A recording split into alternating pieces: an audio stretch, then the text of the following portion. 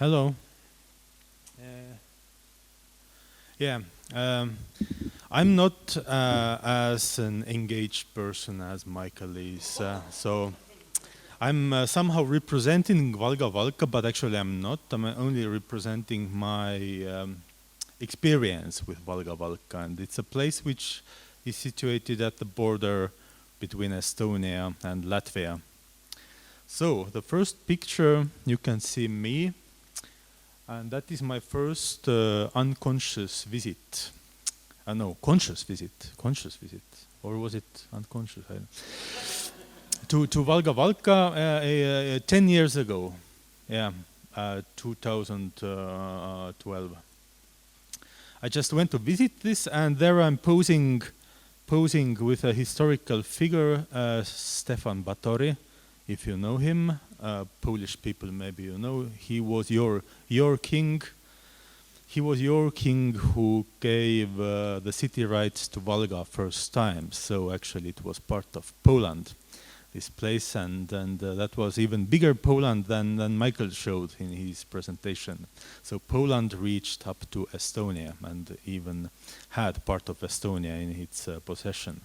It was in the 16th century when this Valga was created. And most of the time it was actually a Baltic German city called Valk, like walk with a W. Baltic German city until two nation states were created. Somebody spread the idea to become us, or we as a nation state, Estonia and Latvia, and then they needed to divide the common places where the others, the Germans, were, because the Germans left. So it's in a way a place where Poland and Germany kind of met somehow, like here, Schlupfurt. Yeah. So that's the prelude. Here is me and Michael Kurzwelle, almost 10 years ago, a bit later, after I first visited Valga. Well, how did I get here first time? First I went to Poznan, and in Poznan I met with a Polish artist, Rafał Jakubowicz, who told that I should meet a guy on Polish-German border who is doing this non-border city project, Schlupfurt and Nova America. Then I came here, and while I was here, Michael had one of his parliament meetings in the city hall. So the city gave you their premises to make your democracy. He went there, and I was really amazed by this because, you know, both sides of the river came together, Polish and Germans. They opened the city map and started to discuss how we develop our Schlupfurt. We need this thing there, you know, like without borders. It was like a democratical event. And I made an interview with Michael, and I think my first question to Michael was that Frankfurt oder Słubice is actually a question. In German language, it is a question. Oder is or. Frankfurt or Słubice, you have to decide. Frankfurt or Słubice, you know. And I think it's also quite a fun name actually, even without Schlupfurt. Frankfurt oder Słubice. Nothing added, nothing taken away, just as it is, and it's already an intrigue. It's already an intrigue. And then I also made a short video essay, Order, Border. Yeah, it's like a rule, some kind of an order. And actually what drew me here wasn't interest in divided cities, but actually I was doing a long-term research about Europe's division into East and West. And I was interested in the borders between East Europe and Western Europe. And I kind of found that as Germany has been incorporated and united, then somehow the new East has emerged on here, like in Poland, the East starts, and East Germany is rather a West European country. So I was kind of looking for answers to these kind of paradoxes. So if you're interested, you can visit this blog, No Borders, No Difference. Where are these videos and interviews and some materials? Yeah. And also there is a set of works which I spotted during the same period when I was here. That's made in another location on Estonian-Latvian border, away from Valga, but that's the situation like almost 10 years ago, what the openness of borders actually kind of meant, or how the openness of borders were instrumentalized by some advertising people who created the official McDonald's advertisement at the border station, putting a logo of a huge corporation in the middle of these European stars and saying that there are no borders. So that was back then also my interest to understand what is the openness actually about, and who is open there, who is shut down, who is controlled, and so on. And then after visiting Michael, I thought that, wow, in Estonia there is Valga, and what if I go there, I spend there some years doing a research, and maybe perhaps something like Schlupfurt would come somehow incubate there or exist there already. So there's the project Valgka, which started in 2017 and lasted until the end of 2018. That was my time in this city. It was a collective research. I didn't do this alone. There's a lot of people involved there. I was in the role of a curator, also as an artist, but mainly it was about providing residency options for artists and different cultural workers, residency options, organizing their exhibitions in local institutions who I was collaborating with. It was really hard to collaborate with these institutions. And because it was so hard, I decided to establish my own independent temporary gallery space. Yeah, I had some pictures of the gallery space in yesterday's exhibition, actually. So there were many artists, all engaged somehow with studying Valga, the border, or kind of issues which relate to that. So, and also I made a study about these symbols. Yeah, they're real. I didn't invent them. They are real coat of arms. Somebody else's game, somebody else's future game, maybe made long ago. So yeah, in one side you see this Latvian side's coat of arms, and then Estonian side's coat of arms. It's like a cloud, and a hand holding a sword is coming out of a cloud, like from a sky, like perhaps the hand of a god, maybe, who is a warrior, and they are exactly situated like this. So there is obviously a conflict encoded into the symbolics in this, in that visual level. And down there you see the borderline, and the borderline is exactly that shaped. And that's another kind of a miracle, or like another paradox about Valga. Why is it, shaped? Why?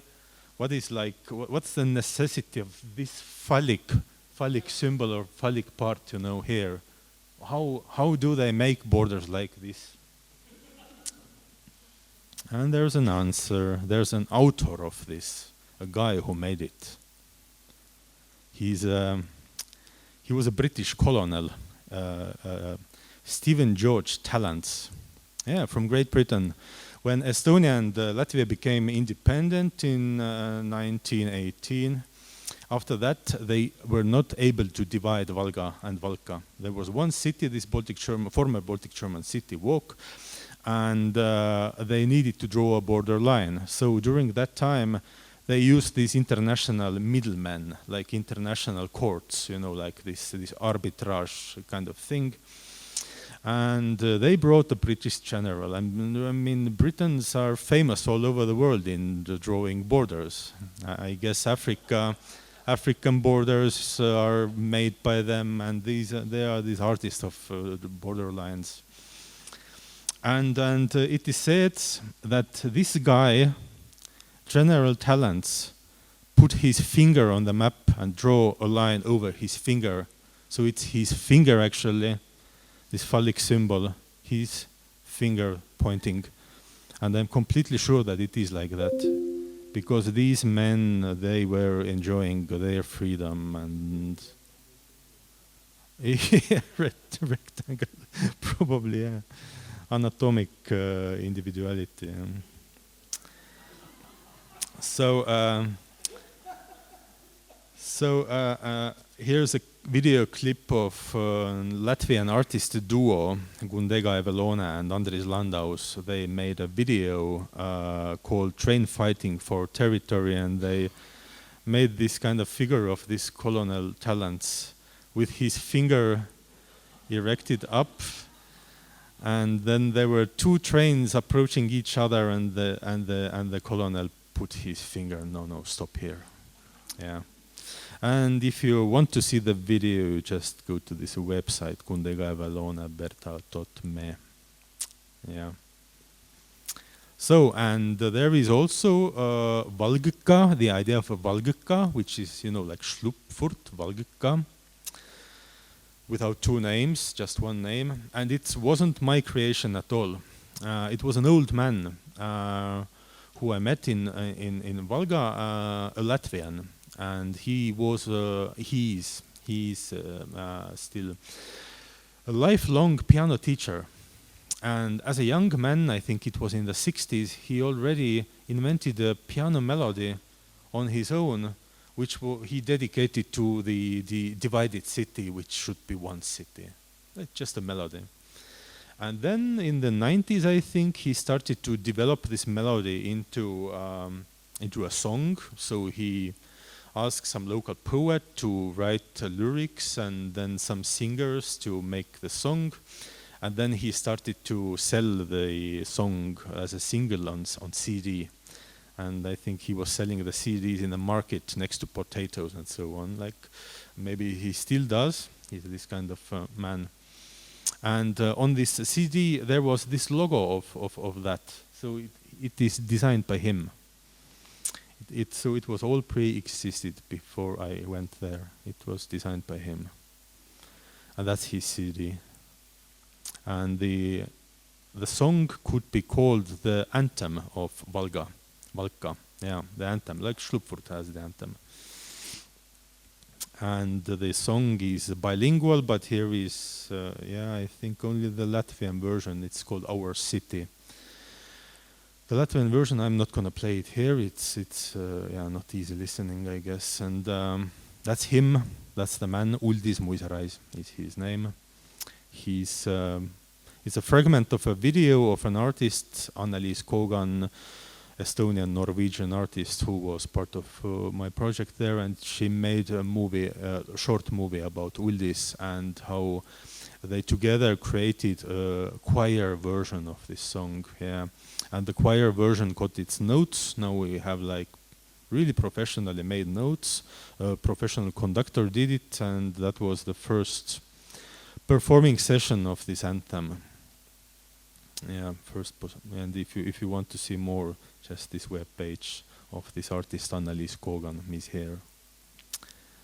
Yeah. And then suddenly this all somehow stops, and now comes my process, my own process. Yeah. The mole. So what I described before, I see as a surface, as some kind of grass which is cut well. The surface, everything makes sense, and there's reason.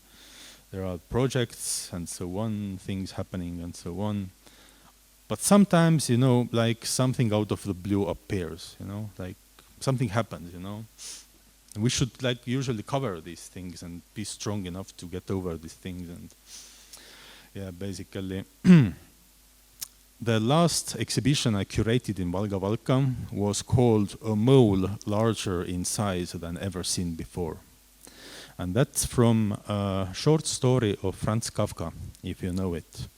Dorfschullehrer, yeah? Village schoolmaster.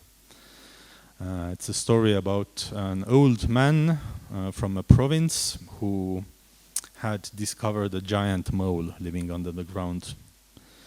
And the me subject of Kafka, who is like mostly known as a neurotic person, suddenly discovered this old man with his big discovery, and then started to advocate this old man because he was from a province. His great discovery wasn't acknowledged everywhere among scientific people and the whole big world, because he was just an old man from a province. But Kafka's subject thought that I can help him, I can make him famous, I can give what he deserves. And how the story ends is that he kind of fails. He puts somehow, he gets engaged into the story of this old man, but as him being in a better position. But in the end, he he kind of feels that something he wanted to protect, something he wanted to help, he has actually started to hate. He feels that he can never get rid of this old man anymore. And somehow something in Valga happened to me. Like Valga as the old man, there was also an old man, but Valga as a border-centered experience or a location became to me as something which suppressed too many things, so that the molehills started involuntarily to pop up on the surface. And that basically developed my separate artistic process that I started to follow after my Valga experience, and what also brought me to Nova Gorica, where I first time articulated this mole issue. Mole as some kind of something you never see. It's under the surface. It's some kind of platform where you project maybe all your fears. You cannot see it. It's uncontrollable. I believe even Kafka, when he had his letters he exchanged with a lady, he maybe even expressed his sexuality, I think, or his hand. Maybe his hand that represents his sexuality as a mole, as something dirty and uncontrollable. At least this is how I remember it. Yes, and it's a question that can a small molehill, stand for complicated subterranean systems? Can just one little temporary ephemeral symptom stand for complicated, invisible, unconscious systems? And there are these definitions of the mole. It's besides being an animal, it's seen a long-term spy. Yes, basically something to be feared or suspected, like a paranoia object.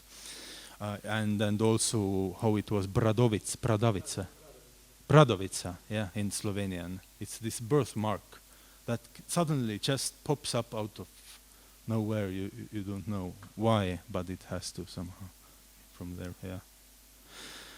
And definitions of a molehill. Yeah, first it is a symptom of a mole, because we don't know if a mole exists unless there are molehills. And what is a molehill? It's the coexistence of a hill and a hole. It's a hole in the same time, or a tunnel, but a hole rather. And also a hill, because the hill is, yeah, as it's thought, it's made of the soil that is come out of the earth, while the tunnel has been made there. It's also a compensation mechanism that operates between a mountain and a hole. And it's a compensation mechanism, yeah. And I believe in this kind of small towns, at least Valga, what I really experienced was that maybe this kind of compensational thing, that first, it's after all, it's a small town in a margin, and I saw myself compensating it all the time. I saw local institutions, local people compensating their kind of castration all the time, not dealing with it, not solving it, but just compensating, becoming toxically proud, becoming somehow, rejective towards everything, else, towards them and the others. Yeah. And that has somehow led me to the ongoing research, which is still about East Europe that I've been always been working with. East Europe and narcissistic constellation. Some kind of identity that we create in order to compensate what is missing, but also this compensation is based on, according to one psychoanalytic approach, is based on a refusal of the life giver. So there is a source, let's say a creation source of something, let's say life or a life giver, or let's say light, sunshine, and you refuse, you turn your back. And if you refuse, you turn your back, you basically become a mole and go under the ground. Yeah, the end of this presentation was improvisation. So, thank you.